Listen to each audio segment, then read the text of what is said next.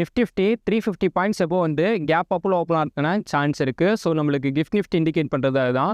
இப்போ டியூஸ்டே வந்து நிஃப்டி நம்ம எந்த பக்கம் மூவ் ஆகும், நம்ம எக்ஸ்பெக்டேஷன் என்னவா இருக்குது அப்படின்னு பார்த்தீங்கன்னா 350 பாயிண்ட்ஸ் கேப் அப்பில் ஓப்பன் ஆகும் அப்படின்னு நம்ம எக்ஸ்பெக்ட் பண்ணுறப்ப 23,150 எபோ வந்து நம்மளுக்கு கேப் அப்பில் ஓப்பன் ஆகணும்.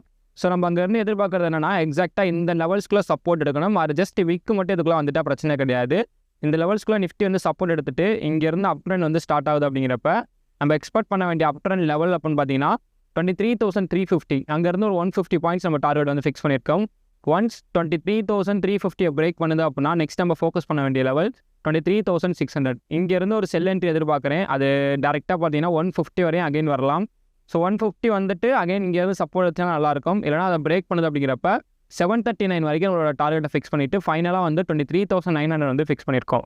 இப்போ இன்ட்ராடேக்கான எக்ஸாக்ட் கன்ஃபர்மேஷனை பொறுத்தளவுக்கு 23,160 எபோ இந்த லெவல்ஸில் பிரேக் ஆச்சுன்னா சேம் இந்த லெவலுக்குள்ளே ஒன்று ரீட்ரெஸ் பண்ணணும்.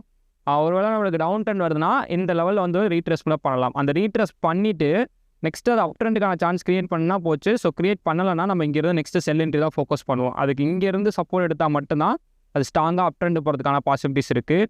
ஸோ அங்கேருந்து அப் ட்ரெண்ட் போகுது அப்படிங்கிறப்ப நான் ஃபோக்கஸ் பண்ண வேண்டியது 350 to 400. இதுதான் என்னோட டார்கெட் லெவலாக நான் ஃபிக்ஸ் பண்ணியிருக்கேன்.